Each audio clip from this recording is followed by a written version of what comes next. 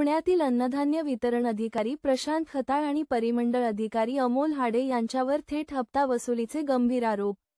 पुण्याचे पालकमंत्री अजित पवार यांच्या शहरात हे काय सुरू आहे? अन्न व नागरी पुरवठा मंत्री छगन भुजबळ यांच्याकडे आता जनता डोळे लावून बघत आहे। कारवाई होणार की सेटिंगवाल्यांना पुन्हा पाठीशी घालणार? रेशन दुकानदार थेट पुढे आलेत। अफरातफरी, वसुली आणि आनंदाचा शिधा गायब। आता या भ्रष्ट अधिकाऱ्यांना घरी बसवणार का? हे असे अधिकारी भ्रष्ट अधिकारी सेवेत ठेवू नयेत, कारण शासनाचं पण नाव खराब होत आहे आणि लोक पण धान्यापासून वंचित राहतात। आमच्याकडे सकाळी एक मेलवरती तक्रार आली आहे।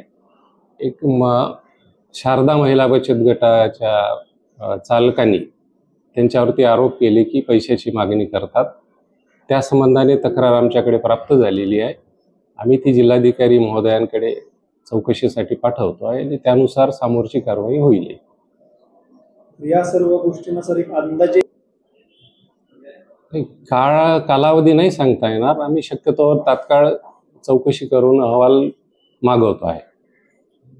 अधिवेशन सुरू आहे त्यामध्ये नाही, त्यासाठी कसं जे आमचे अधीनस्थ अधिकारी कर्मचारी आहे आम्ही त्यांना सक्त सूचना देऊ की अशा प्रकारच्या तक्रारी येणार नाहीत, याची काळजी घ्यावी।